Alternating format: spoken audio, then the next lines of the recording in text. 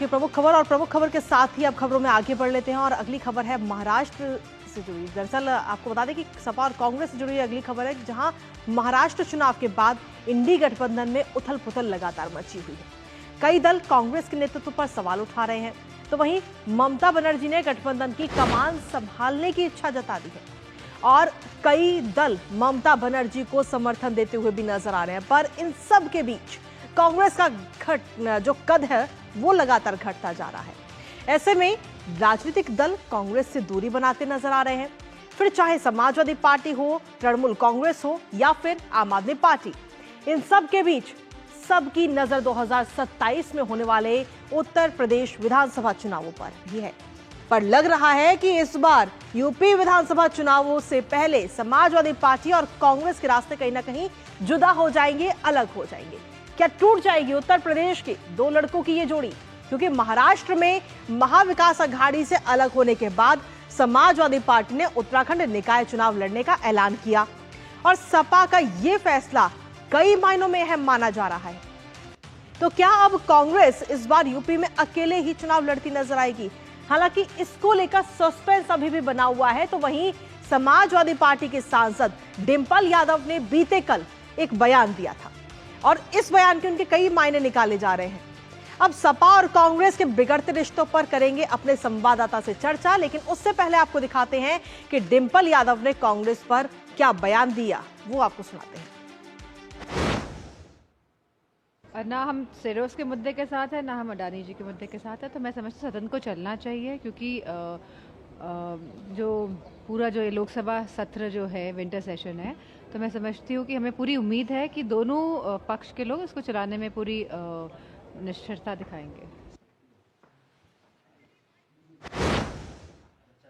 तो देखिए, नेतृत्व की ये लड़ाई शुरू हुई थी और अब धीरे धीरे मुद्दों पर भी अलग अलग चीजें कहीं ना कहीं नजर आ रही हैं राजनीतिक दलों की तरफ से। इसके साथ ही कांग्रेस की अगुवाई पर सवालिया निशान खड़े हो रहे हैं। जो नेतृत्व कांग्रेस की तरफ से किया गया गठबंधन का, इंडी गठबंधन की कमान संभालने की दावेदारी ममता बनर्जी टीएमसी से हैं और वो पहले ही अपनी दावेदारी ठोक चुकी हैं। इसके साथ ही लालू यादव, शरद पवार और उद्धव के समर्थन से भी ममता बनर्जी कहीं ना कहीं गदगद होती हुई नजर आई। उन्हें इस बात की खुशी मिली है, लेकिन साथ ही समाजवादी पार्टी ने भी इशारा किया है कि वो ममता बनर्जी का समर्थन कर रहे हैं। ऐसे में सवाल यही है कि ममता का तो समर्थन हो रहा है, लेकिन कांग्रेस से तमाम जो राजनीतिक दल है वो आखिर क्यों दूरी बनाते हुए नजर आ रहे हैं?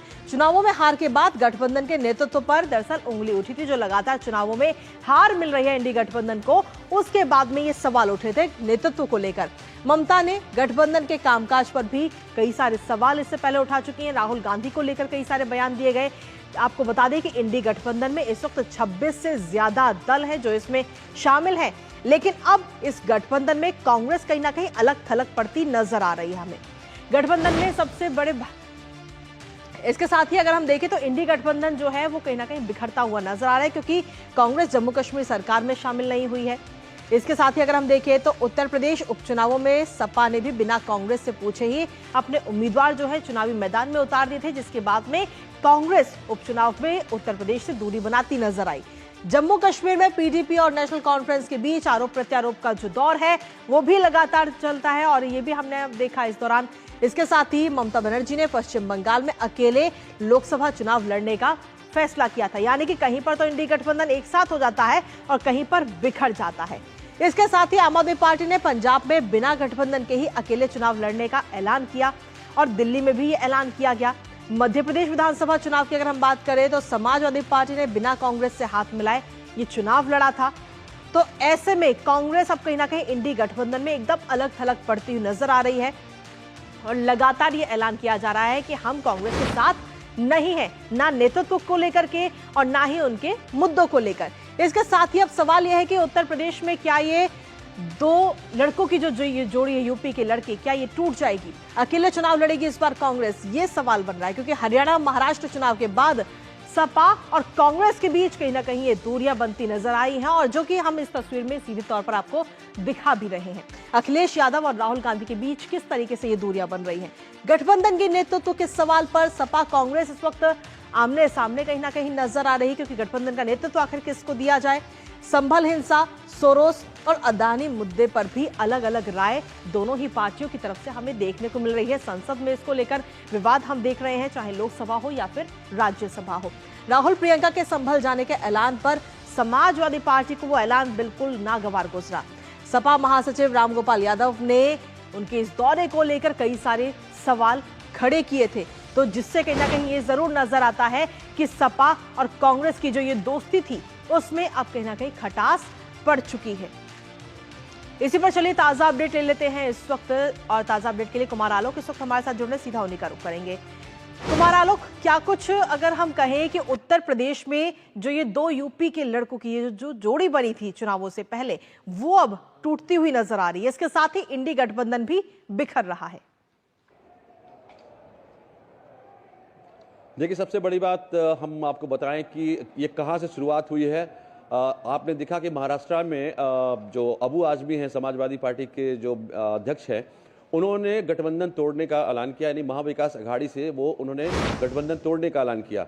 हालांकि सेंट्रल लीडरशिप जो सपा की है उसने इस पर कुछ प्रतिक्रिया नहीं दी है, लेकिन बिना सेंट्रल लीडरशिप के पूछे बगैर, इजाजत लिए बगैर वो इतना बड़ा कदम नहीं उठा सकते हैं।